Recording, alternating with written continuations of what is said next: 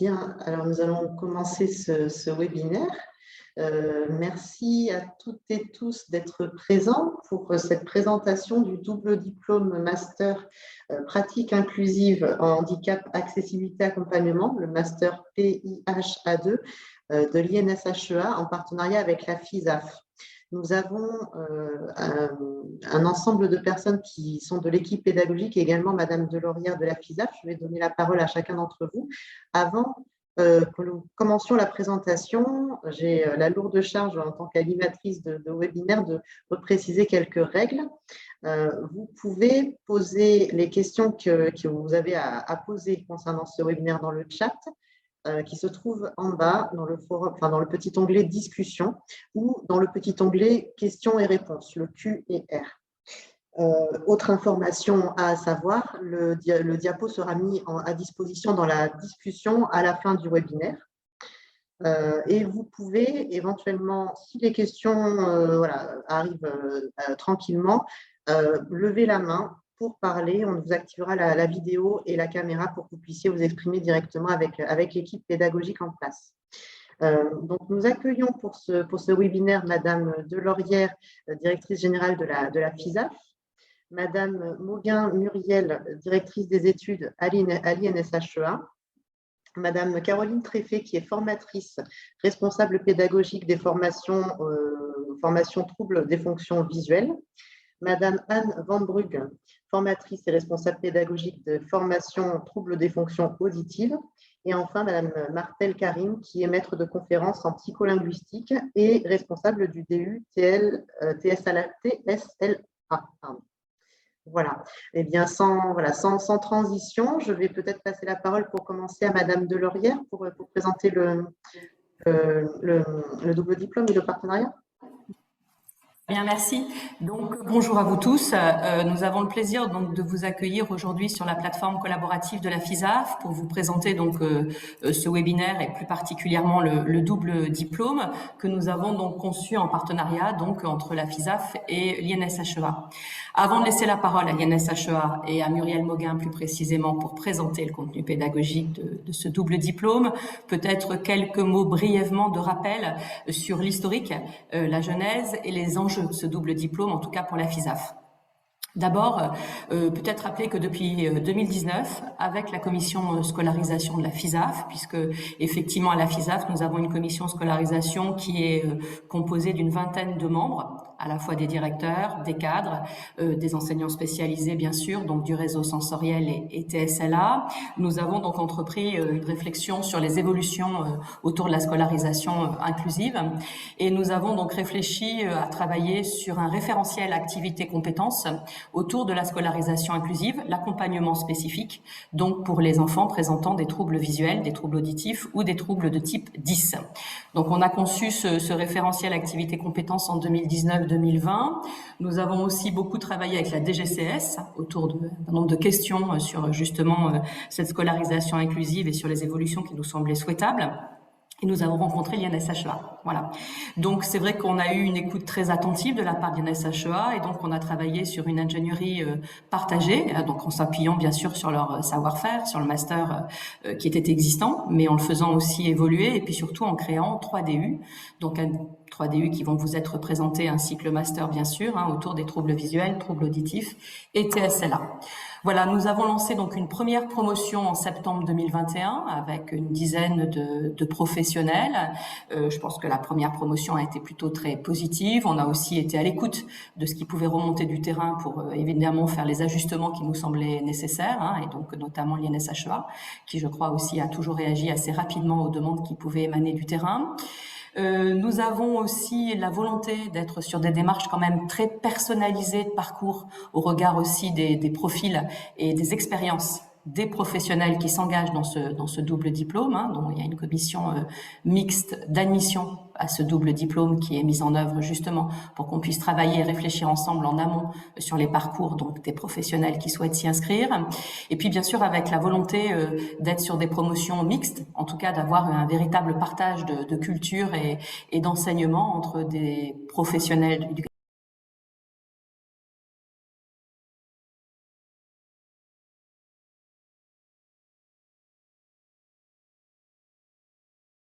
nationale et ceux du médico-social.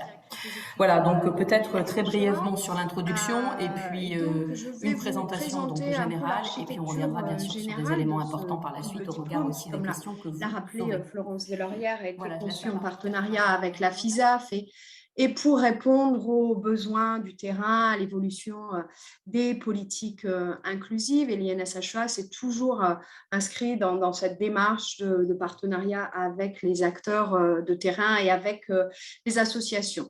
Alors, le double diplôme est construit aussi à partir de formations existantes qui s'adressaient jusqu'à présent pratiquement exclusivement aux personnels de l'éducation nationale. Donc, l'idée, de toute façon, c'était aussi de rapprocher, de construire des formations conjointes pour avoir les deux publics dans les mêmes promotions. Et puis, une mixité des publics également, puisque sur la partie master, il y a aussi des étudiants de formation initiale. Donc, la structure du double diplôme, comme c'est un volume, comme vous le savez, une formation exigeante en temps d'enseignement, on a dû la construire en adossant au master des parcours de DU. Donc, on a un master dans lequel vous pouvez, et ça on répondra à vos questions en fonction de vos profils, entrer en M1 ou en M2 par la VAP notamment, et 3 parcours de DU, donc sur les troubles des fonctions visuelles, les troubles des fonctions auditives et les TSLA, avec dans côté DU également un tronc commun sur le métier d'enseignant en ESMS et sur la question des troubles associés, une des problématiques qui était au cœur aussi de la création de cette formation. Comme vous le voyez, le volume horaire est plus important sur les DU TFV et TFA. Les DU TFV et TFA sont sur 2 ans, sur le TSLA, c'est sur 1 année. Et mes collègues donc, préciseront un peu plus, évidemment, les contenus de ces formations qui sont environ de 7 semaines par an.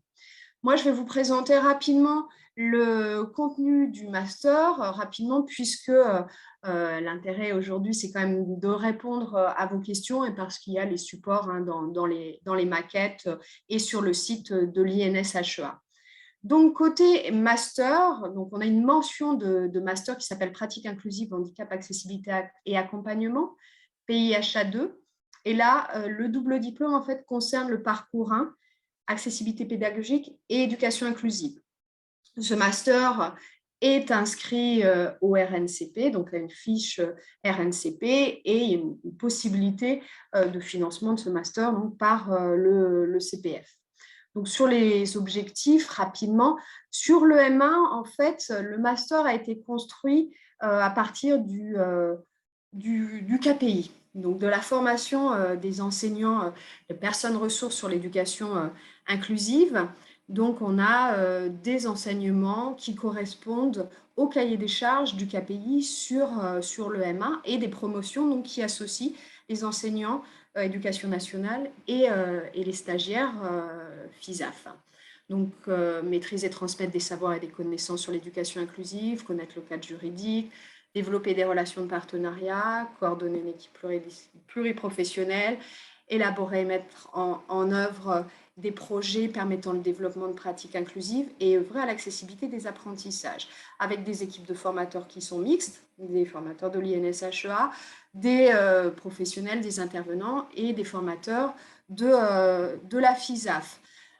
Sur le M2, qui a un volume horaire, comme vous le verrez, un peu plus léger, on est davantage sur des compétences aussi qui relèvent de la recherche.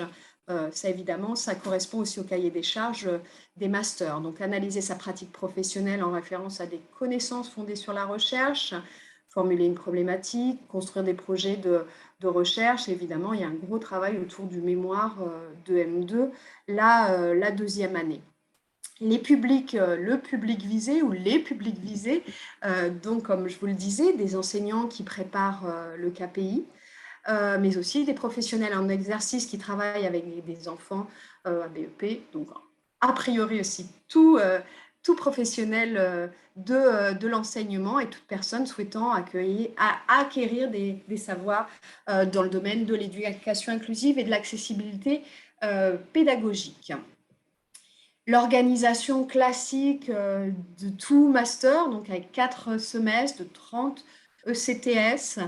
Comme je vous le disais, les heures d'enseignement, il y a un gros volume en master en première année, 426 heures, 316 sur la deuxième année, et avec évidemment sur ces formations-là une obligation d'alternance entre un stage et la formation. Et là-dessus, évidemment, on reviendra sur vos questions éventuelles sur les lieux de stage. Par rapport à ce master, alors évidemment, c'est dans le cahier des charges, dans l'arrêté encadrant les masters au niveau national, mais là, c'est vraiment marqué particulièrement dans cette formation, c'est, comme le disait Florence Delorière, la personnalisation des parcours. Donc c'est pour ça qu'aujourd'hui aussi, on ne va pas vous donner un emploi du temps précis de la formation, puisqu'en fait, ça va dépendre d'un stagiaire à un autre en fonction déjà, évidemment, s'il est en M1 ou en M2, en fonction de son niveau, si c'est en LSF, A1, A2, B1, et puis aussi, on prend en compte évidemment son expérience antérieure. Donc, on étudie vraiment chaque profil et on propose un emploi du temps personnalisé, ce qui fait un peu les frayeurs de notre service de l'administration, le service de la scolarité, puisque c'est une construction quand même relativement complexe. Donc, personnalisation des parcours et puis donc alternance avec le terrain, avec évidemment un suivi par des tuteurs et la spécificité aussi de cette formation, c'est qu'il y a un binôme, un formateur INSHEA et un tuteur de terrain. Et dans la mesure du possible, on essaie aussi de mettre en place des temps de formation avec ces binômes, donc qui font la richesse de toute façon de l'expérience conjointe.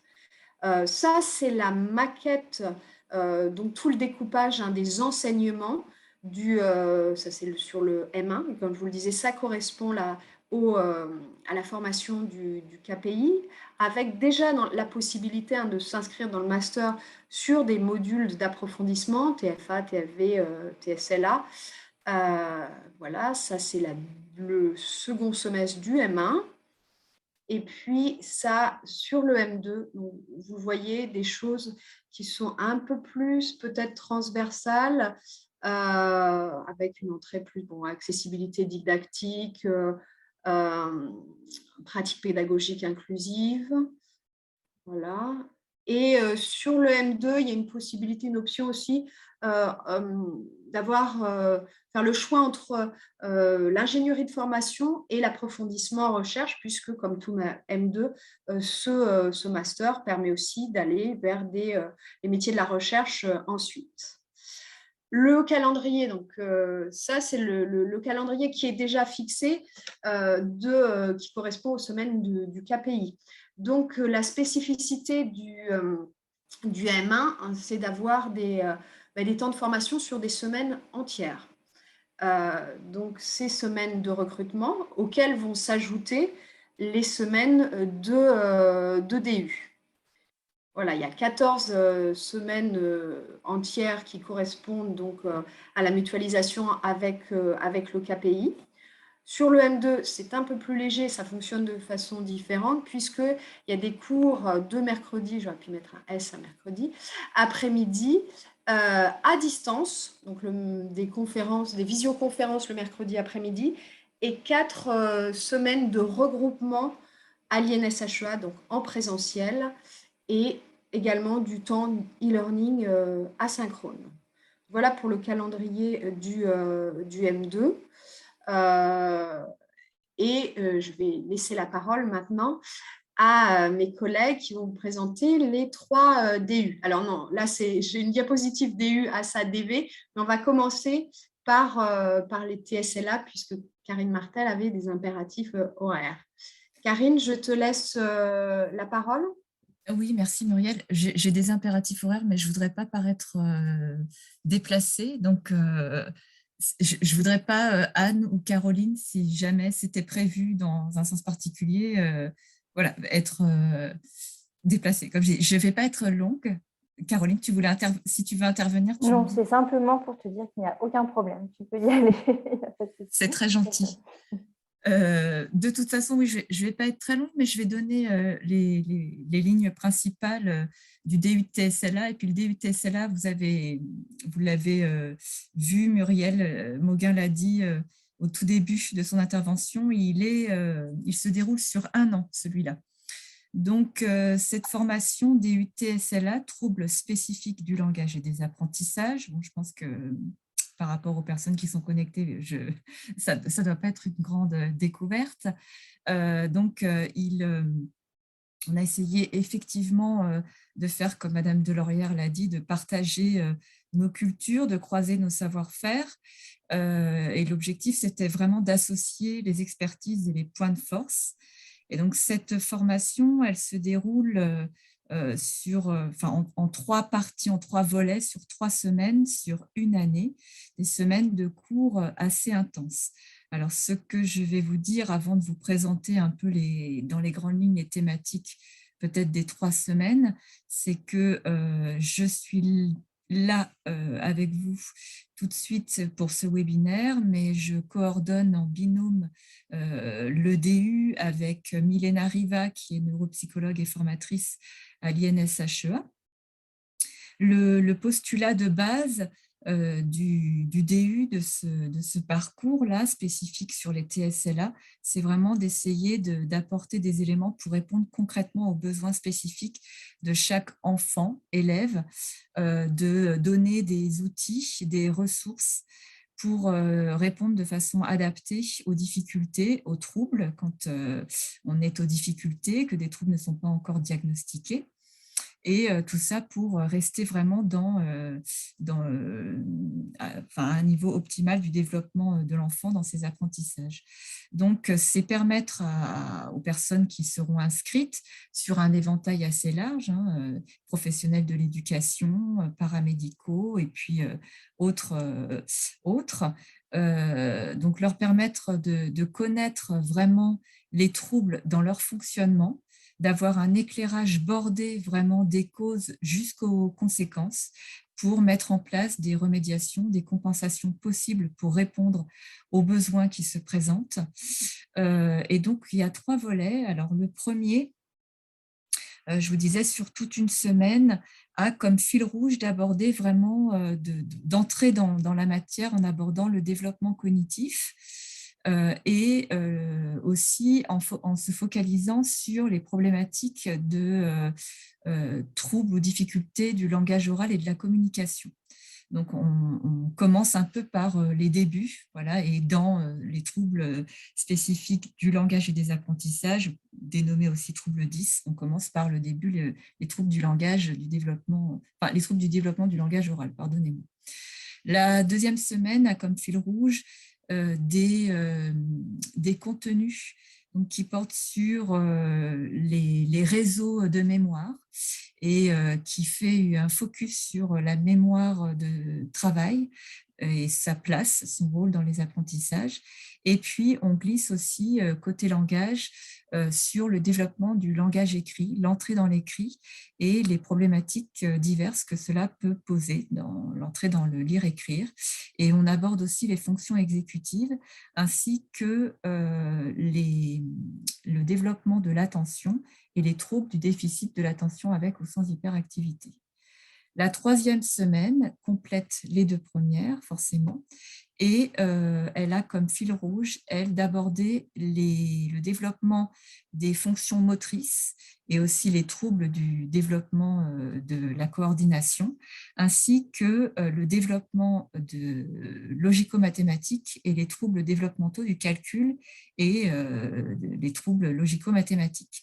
Il y a par ailleurs aussi une intervention sur le bilan neuropsychologique, voilà, pour créer une unité. Donc, on l'a plutôt vu en volets, ce qui peut paraître comme ça un peu une constellation découpée des événements, mais il y a aussi par ailleurs évidemment des thématiques transversales qui sont abordées et puis des ponts, des passerelles parmi, par exemple, dans les remédiations qui sont proposées, dans la manière d'aborder aussi les adaptations qu'on peut proposer, sachant que les profils des jeunes qui vont nous interroger, nous questionner, ne sont jamais des profils purs.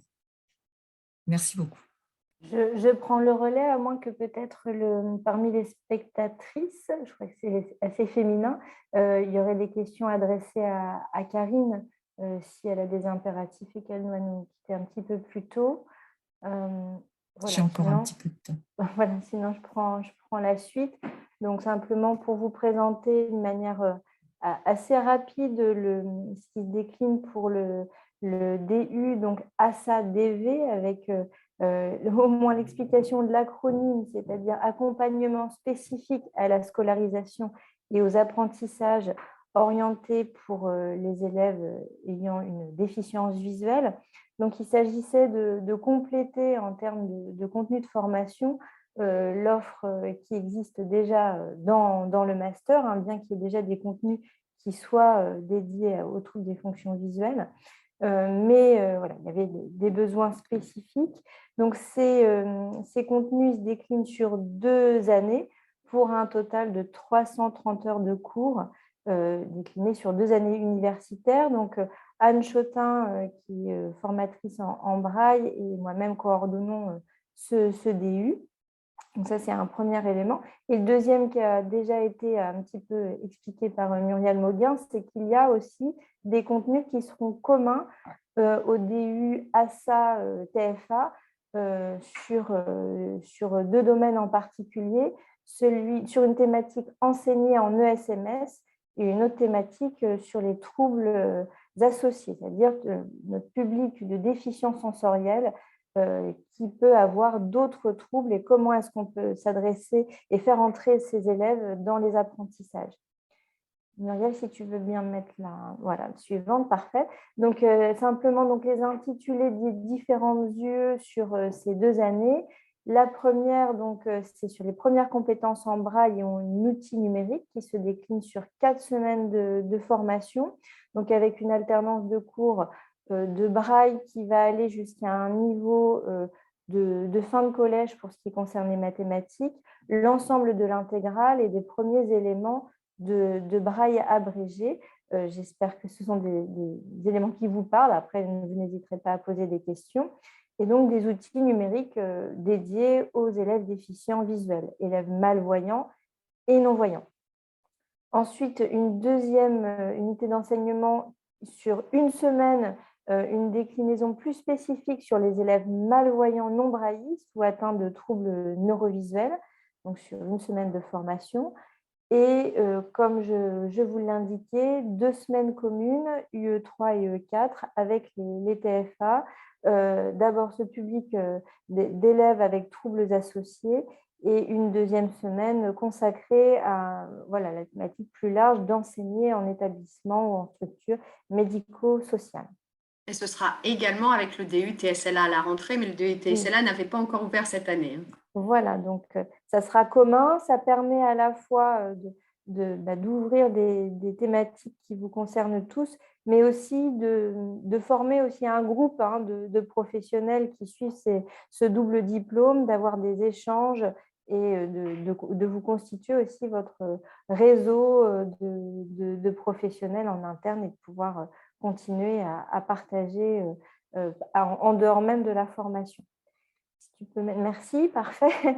Donc pour la 2e année, un deuxième volet concernant le braille plus approfondi, donc la totalité du braille abrégé, et des premiers éléments sur les techniques de dessin en relief. Une deuxième UE concernant le braille abrégé complet, donc là, la terminaison de l'apprentissage, et du braille mathématique avancé, c'est-à-dire plutôt un braille qui s'adresse à des élèves lycéens, hein, puisque ça peut faire partie évidemment des publics auxquels vous vous adressez. Une unité concernant des outils numériques adaptés à la déficience visuelle et aux pratiques pédagogiques inclusives. Donc là, on va être plutôt sur des contenus disciplinaires déclinés selon aussi des contextes de scolarisation différenciés. Et de nouveau, donc, de 2 semaines communes à l'ensemble de DU concernant donc, l'enseignement en structure médico-sociale et aussi ce public d'élèves aux troubles associés. Voilà, donc j'espère un petit peu rapide, mais ça permet déjà d'avoir un panel et je suis évidemment disponible pour les questions maintenant ou plus tard, si Anne peut-être Vambru, je prends la suite, comme ça on pourra avoir un moment d'échange. Anne, on te laisse la parole. Oui, je veux bien que tu me donnes le partage d'écran si c'est possible, puisque je n'avais pas prévu de présenter quelque chose. Tu dois l'avoir en bas de l'écran. Oui, mais oui, d'accord. Donc c'est bon, je peux le prendre. Je ne sais pas si tout le monde voit. Vous voyez en tout cas de votre côté, Muriel? C'est bon? C'est suffisamment grand? Parce que ce n'était pas un document prévu initialement pour ça. Donc, non, on voit bien. Donc, concernant le DU-ASA TFA, donc trouble des fonctions auditives, il va se caractériser essentiellement par des compléments donc en langue des signes française à différents niveaux. On essaye d'adapter selon les niveaux des personnes. Ce n'est pas toujours facile, puisqu'évidemment, comme il y a beaucoup de niveaux, on n'a pas forcément tous les calendriers alignés, mais on a considéré qu'en formation initiale, vous étiez vraisemblablement au niveau A1, c'est-à-dire complètement débutant, ou au-dessus, A2. Si à la marge, il y avait des personnes qui avaient des niveaux supérieurs, on étudierait les calendriers pour voir la faisabilité de cette différenciation. Donc, un volume assez important concernant les niveaux A1 et A2, 120 heures là, actuellement, qui consiste en une pratique de la LSF, hein, parce qu'une langue, ça se pratique, et des éléments concernant la structure et le fonctionnement de la langue des signes et la culture sourde, des éléments de linguistique structurale, et aussi l'approche de la compréhension de la langue des signes vidéo. Autre élément, on va dire, de technicité, c'est le langage parlé complété, langue française parlée complétée. Donc là, avec à nouveau un volume un peu moins important, parce que là, il ne s'agit pas d'une langue, mais d'une technique augmentative. Donc, qui va consister en la découverte du code et puis la pratique du code, des éléments un peu plus généralistes, soit d'audiophonologie ou de psycholinguistique en lien avec évidemment la pratique du code, les usages didactiques de ce code, des dispositifs pédagogiques et de scolarisation incluant ce code LPC. Donc ça, c'est des éléments particuliers. Les 2 modules suivants, donc en bleu clair, sont communs avec les DV. J'y reviens pas puisque Caroline en a parlé. Hein, ça concerne essentiellement les troubles associés, qui est en partenariat avec le Centre Handicap Rare de Robert Laplane, donc de Paris, et donc avec des personnels. Puisqu'en fait, ces modules-là, hein, que ce soit le LPC, la langue des signes, le trouble associé, sont des modules qui sont également accessibles à des enseignants de l'éducation nationale spécialisés ou non d'ailleurs, et également à des AESH. Donc, on avait, comme ça a été dit précédemment, visé une mixité des publics, puisqu'on tire parti des échanges intercatégoriels à ce niveau-là. Ensuite, il y a tout un module dès la première année concernant l'acquisition, l'apprentissage, le renforcement et la remédiation linguistique, puisque dans le champ de la surdité, la question linguistique se pose à différents niveaux et qui nécessite du coup un renforcement de considérations linguistiques et de considérations didactiques particulières, puisqu'on va avoir des didactiques tout à fait atypiques. Ne serait-ce que l'apprentissage de la lecture sans l'audition pour certains, des éléments de correction et de remédiation de la parole. Donc, tout ça est en première et en deuxième année. Donc là, Concernant la deuxième année, il y a une poursuite de certains éléments. Hein. Les 2 modules communs avec les DV sont le 8 et 9, troubles associés et connaissance du métier d'enseignant de SMS. On les retrouve évidemment à l'année 2. Et on va approfondir tout un champ pédagogique et didactique un peu plus spécifique. On poursuit cet élément-là, avec aussi la découverte d'outils particuliers, la méthode verbotonale, la dynamique naturelle de la parole, enfin des choses assez techniques dont vous n'avez peut-être pas tous et toutes, n'était que féminin si je m'abuse le public, la connaissance immédiate, mais voilà, c'est des éléments de technicité, mais en lien très fort avec les aspects pédagogiques ou didactiques. Donc voilà à peu près. Comme mes collègues, je suis disponible maintenant ou ailleurs, dans le chat ou en direct pour des questions d'approfondissement. Je vois dans le chat que quelqu'un disait qu'on parlait un peu vite, donc il y a peut-être des questions qui se posent. C'était au tout début, mais avec le diapo, ça s'est passé. Oui. Alors, il y a peut-être une première question qui vient comme cela, c'est quels sont les profils finalement des personnes qui accèdent à ce parcours de formation?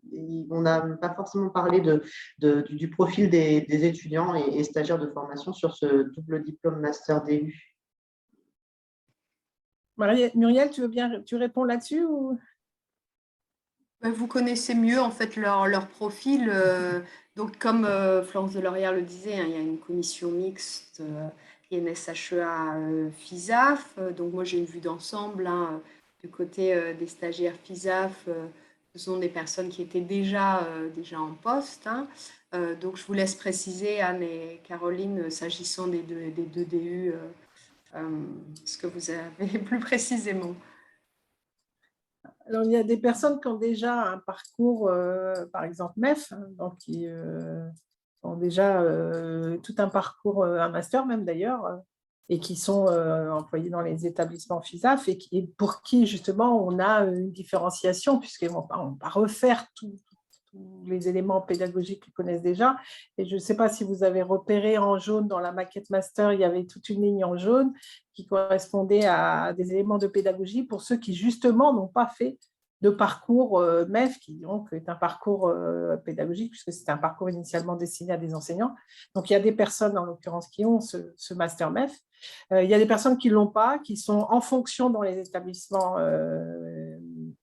et services du secteur médico-social et qui, du coup, viennent en formation justement pour accéder à des connaissances et techniques et pédagogiques sur ces questions-là. Et on essaye d'ajuster justement en fonction de leur parcours existant, justement, les modules qu'ils vont faire ou qu'ils ne vont pas faire. Il y a aussi un processus de validation des acquis. Ça, Muriel t'en parlera mieux que moi. Si nécessaire, ça, c'est sur dossier. Je te laisse compléter, Caroline, peut-être sur compléter. Oui, en fonction il y a des parcours, en effet, universitaires différents, mais il y a aussi des parcours professionnels assez variés. Il y a des professionnels qui nous arrivent avec déjà de longues années d'expérience sur le terrain et puis d'autres qui sont en poste depuis 1 ou 2 ans. Donc, ça fait aussi partie de la richesse de la formation, les échanges que les étudiants stagiaires peuvent avoir entre eux, déjà dans le monde issu du médico-social, mais aussi avec ceux de l'éducation nationale. Et c'est vrai que les contenus essayent de répondre à ces différents profils. Voilà, donc on trouve finalement une grande variété et aussi une grande richesse du fait de ce grand panel. Voilà. Il y a une question en réaction à ce que vous dites qui demande quel est le lien ou la différence avec le diplôme CAPEJ.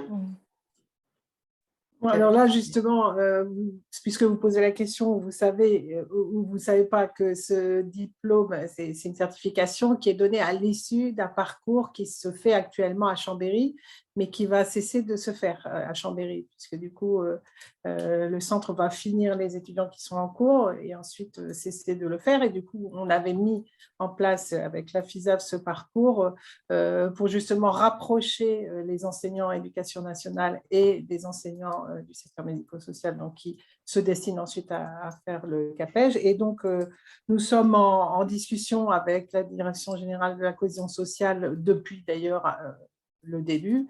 Et les inspecteurs de la DGCS ont participé d'ailleurs à la formation pour faire en sorte qu'on puisse, à l'issue du parcours master DU, proposer la certification qui est soumise, mais exactement comme les enseignants d'éducation nationale d'ailleurs, à une certification sur le terrain. Et du coup, ça, c'est en cours de construction avec les inspecteurs de la DGCS. Et je pense qu'on est en pas mauvaise voie, puisque on est en train de remettre à plat la formation côté secteur médico-social et voir les convergences. Et restera à voir comment on procède à la certification sur le terrain. De toute façon, elle ne se fait pas dans l'année de formation, elle se fait toujours dans l'année après la formation, puisqu'elle se fait sur le terrain. Pour les enseignants d'éducation nationale, c'est pareil. Ils viennent en formation, ça ne garantit pas qu'ils obtiendront la certification, puisque c'est sur le terrain, dans leurs académies, dans leurs classes, que les choses se jouent avec un examen pratique de séance, etc. Ce sera la même chose au niveau de CAPEJ. Et en termes de contenu, pour compléter ce que disait Anne, on a aussi essayé de répondre davantage à l'actualité de la scolarisation des élèves avec la grande variété de leur parcours de scolarisation en termes de contenu, en termes aussi d'outils qui sont peut-être moins abordés dans les formations CAEGA ou CAPEJ. En tout cas, c'est ce qui remontait par rapport à des besoins en termes de formation. Et aussi par rapport au profil, comme on vient de l'aborder, sur les troubles associés. Ça, c'était un besoin qui remontait quand même massivement quand on a commencé à construire la formation avec la FISAF et avec les échanges notamment qui étaient pointés en particulier par Florence Deloria. Voilà. Merci. Il y a une nouvelle question. Bonjour, travaillant en IES et amené à travailler auprès d'un public mixte DV-DA, est-il possible de coupler des modules des 2 DU, selon dossier et année d'expérience par exemple? Alors justement, ça fait partie des choses qui vont être à l'étude parce que le calendrier n'est pas extensif. Vous avez vu qu'il y a un énorme volume sur la langue des signes, sur le PC. De l'autre côté, il y a du braille en quantité aussi. Donc, la question, c'est la faisabilité sur les 2 ans. Et donc là, je pense, je me tourne vers Muriel, mais c'est soumis à un examen de dossier puisqu'il y a peut-être effectivement des validations de certains modules. Par exemple, si vous avez déjà un niveau en LSF qui justifie une exonération de ce module-là, ben, ça permet peut-être de faire autre chose que vous n'auriez pas en braille ou autre. Enfin, c'est à étudier. Je laisse Muriel parler là-dessus sur la faisabilité de ce parcours différencié. Tu as tout dit, il y a une question de faisabilité et puis d'étude du profil. Ça, c'est vraiment, comme je le disais, étude au cas par cas de toute façon de chaque profil de candidat. Okay, donc il ne faut pas hésiter à en discuter, en tout cas, c'est ce qu'on en comprend. Très bien. Je me permets juste d'ajouter quelque chose à ce sujet, c'est que comme ce sont des modules complètement modularisés, le but aussi est que s'il s'avérait qu'une année N plus 2, 3, 4, 5, des compléments étaient nécessaires, là, ça relève de vos établissements et services qui financent ou pas la formation, qui organisent des choses et qui sont décideurs de toute façon déjà de vous envoyer en formation, par définition, comme nous d'ailleurs, pour les académies, c'est pareil. Et donc, qui pourrait souhaiter que vous complétiez. On pourrait imaginer que quelqu'un qui aurait fait à un moment donné la formation DV, mais qui ensuite se trouve muté sur un autre, complète avec un élément. Et évidemment, tout le tronc commun qui a déjà été fait n'est pas refait. La même chose côté enseignant éducation nationale. Merci. Nous avons une autre question. Est-ce que tous les cours se font en présentiel et où? Alors, sur la première année de master, il y a beaucoup de cours en présentiel, parce que c'est adossé au KPI, donc les cours de KPI sont en présentiel. Et les cours sur le DU, sur le braille, sur la LSF, c'est aussi largement en présentiel. En revanche, le DU TSLA, lui, est à distance. Et il y a des contenus à distance, comme Anne le disait, sur les questions de pédagogie notamment. Et le Master 2, lui, il y a à peu près les 2/3 qui sont soit en visioconférence, soit en enseignement asynchrone. Donc, sur l'ensemble, on n'est pas à 50-50 présentiel, distanciel, mais peut-être 1/3 à distance, 2/3 en présentiel. Et où, du coup, c'était demandé? Ah, bien sûr, à l'INSHEA à Suresnes pour l'instant, puisque l'INSHEA donc, est située dans une ancienne école de plein air, pour ça que vous entendez peut-être un peu de D'ailleurs, vous bruit. l'avez derrière moi, Voilà, ça puisque c'est… c'est un faux fond, mais quand même, ça ressemble à ça. Mais je dis pour l'instant, puisque l'INSHEA doit être relocalisé à Saint-Germain-en-Laye en 2025. Très bien. Une question sur les débouchés et l'employabilité à l'issue de la formation. Tout le monde trouve un boulot. Comment ça se passe? Quels sont les métiers finalement à l'issue? Est-ce qu'il y a voilà, des profils qui partent plus vers la recherche, plus vers l'emploi? Comment se passe la sortie de diplôme? Alors là, côté éducation nationale, c'est des gens qui sont déjà en poste, donc ça, c'est réglé. Côté FISAF, il y a des gens qui sont déjà dans les établissements. D'ailleurs, les profils que nous avons actuellement, Caroline, tu corrigeras si ce n'est pas le cas, tous les profils qui viennent de la FISAF sont déjà employés dans des établissements. Donc, ils sont d'ailleurs sans doute financés par leurs établissements, je pense. Et donc, à la sortie, évidemment, s'ils obtiennent les certifications, les diplômes, etc., il y a forte chance que ce soit quasiment acquis qu'ils y restent, sauf contraintes locales dont on n'est pas décisionnaire. Après, s'il venait des gens qui sont ni éducation nationale, ni FISAF et ni employés, ben là, ça relève de la possibilité de se faire employer suite à cette formation, puisque c'est une formation quand même assez hautement qualifiée sur le plan technique, etc., dans les mêmes établissements, c'est-à-dire de justifier d'un parcours tel que celui-là pour dans un établissement ou service du secteur médico-social, FISAF ou pas, monnayer, si je puis dire, cette compétence-là et éventuellement d'ailleurs passer le CAPEJ, parce que pour passer le CAPEJ ou le CAEGA, c'est-à-dire les certifications à l'issue de la formation, qui sont des certifications pratiques et professionnelles dans des classes sur des terrains, il faut être en établissement de toute façon. Donc, ça veut dire que là, il faudra être employé ou en tout cas entrer dans un établissement ou service du secteur médico-social. Merci.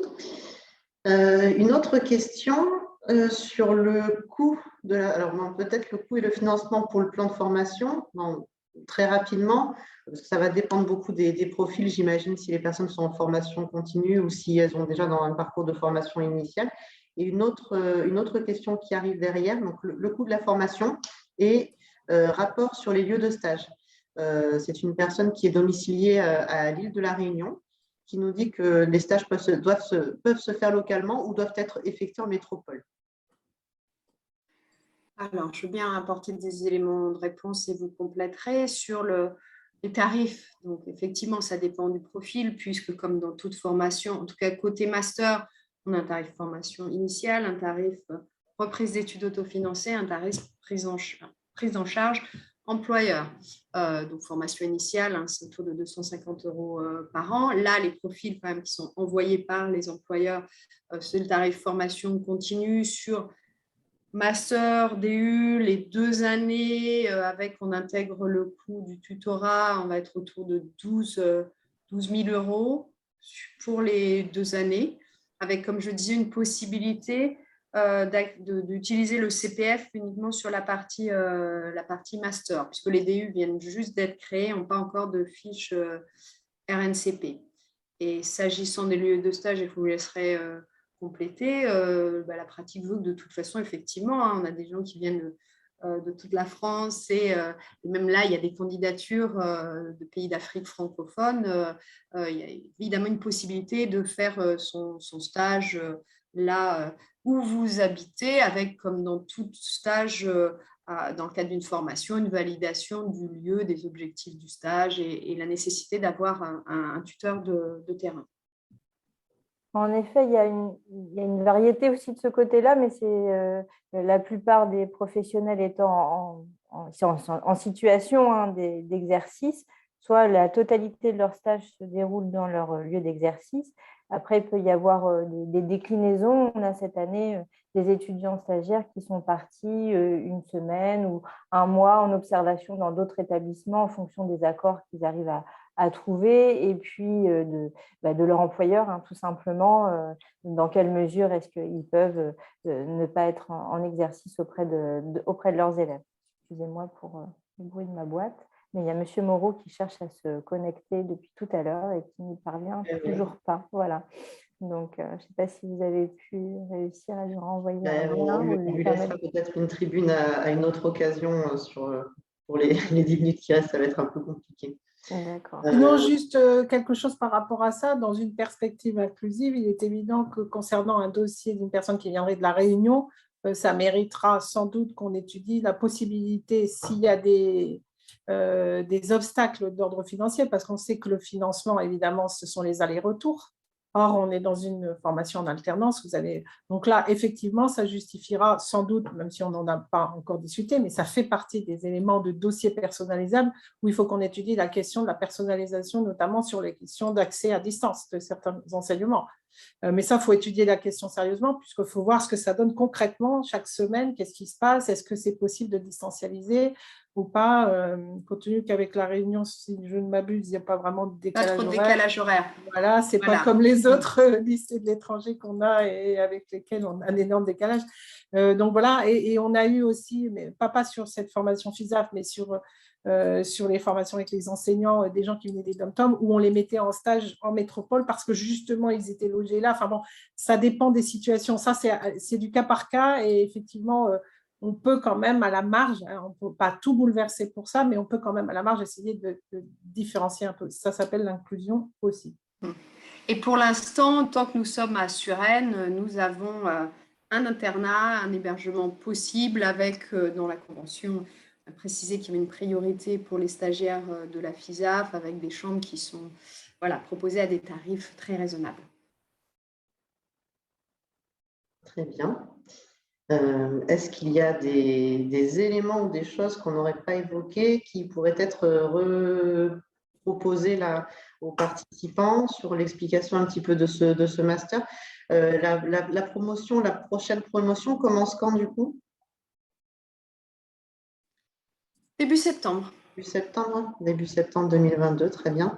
Ah, une autre question, peut-être la dernière vu qu'il nous reste 10 minutes. Les vieux CAPEJ. Voilà, les vieux CAPEJ avant 2014 avaient la possibilité de réaliser une VES avec l'Université de Savoie. Cette possibilité existera-t-elle avec votre master? Alors, ce sera plutôt sous la forme de la VAP et des allègements de formation. Voilà Cédric qui nous rejoint. Pour l'instant, on n'a pas encore mis en place la VAE sur cette formation, mais c'est l'étape suivante aussi. Donc VAP, ça permet d'accéder éventuellement directement au M2 et d'avoir des allègements au niveau du contenu de formation. Très bien. On accueille Monsieur Moreau sur une connexion un peu tardive. Monsieur Moreau Cédric, qui est donc maître de conférence en sciences de l'éducation et responsable pédagogique du Master 1. Écoutez, il nous reste 10 minutes. Est-ce que vous voulez peut-être prendre la parole quelques instants pour présenter un peu votre fonctionnement au Master, comment vous accueillez les étudiants, stagiaires, etc. Je pense que tout a été dit par Muriel. En fait, ce qui est intéressant dans le Master, c'est aussi la complémentarité des profils. Donc, à la fois le mélange de différents aspects, à la fois l'aspect recherche, l'aspect aussi pédagogique, de façon à ce que tout le monde puisse y trouver sa place. Bon, maintenant, en dire plus, je sais pas ce qui a été dit. Oui, c'est redire. Ce qui est certain, et c'est ce qui se confirme encore aujourd'hui, c'est que ça demande un réel investissement. C'est-à-dire qu'il ne faut pas s'y inscrire à la légère. Il y a beaucoup de travail. Donc déjà pour un master classique, ça demande un certain travail, mais là en plus, couplé à un DU, c'est quelque chose d'important, quoi. Donc voilà, faut être bien conscient de ça. Et... Ouais. Juste, je voulais préciser à ce sujet, pour rebondir sur ce que tu dis, c'est qu'il y a des personnes qui échelonnent, hein, parce que comme c'est modularisé, il y a déjà une personne qui a fait un morceau du module et qui compte faire la suite après. Donc, qui a séparé DU et master. bon, son établissement est d'accord. Nous, on modularise, donc c'est possible aussi. C'est pour répondre aussi un peu à cette question de l'investissement, hein, puisqu'effectivement, c'est très lourd en termes d'horaire. Oui, ce qui est intéressant pour rebondir sur ce que disait Anne, pardon, c'est effectivement la question de la personnalisation et de l'adaptation. Et effectivement, alors du travail, il y en a, de l'investissement et de l'engagement, ça c'est absolument indéniable. Mais il y a aussi quand même une adaptation permanente justement au profil des personnes, à leurs contraintes professionnelles, personnelles, alors dans la mesure du possible bien évidemment, mais il y a quand même cette réflexion qui est menée de façon quasi systématique. Très bien. Eh bien, écoutez, nous n'avons plus de questions. Je regarde quand même là. Pas de questions complémentaires. Madame Mauguin, peut-être le mot de la fin sur le master? Alors, en principe, les dossiers de candidature sont à envoyer pour le 15 mai. Vous trouverez les informations sur le site de l'INSHEA, donc à l'adresse formation@inshea.fr. On sera un petit peu flexible si les dossiers arrivent un peu plus tard, mais on a quand même une première commission mixte d'examen des candidatures le 30 mai et une réponse la semaine suivante. Voilà, pour le mot de la fin. D'accord. Donc, inscription à ne pas trop tarder, mais avec une souplesse quand même. Voilà, très bien. Eh bien, merci beaucoup à vous. Pardon. Non, c'est bon. Oui, non, simplement pour dire quand même en complément et très rapidement que s'il y a d'autres questions, on peut y répondre aussi via la plateforme. Bon, d'une part, évidemment, on reste en lien avec l'INSHEA, mais la plateforme aussi est un bon outil si vous avez d'autres questions. Alors, ça peut être directement auprès des équipes de la FISAF ou de celle de l'INSHEA, mais vous avez un question-réponse assez simple sur la plateforme collaborative aussi. Très bien. Et du coup, cette vidéo sera bien sûr disponible en replay, donc pour reprendre l'ensemble de ces informations. Merci beaucoup à toutes et tous pour votre participation et cette belle explication de ce master. Et à une prochaine fois.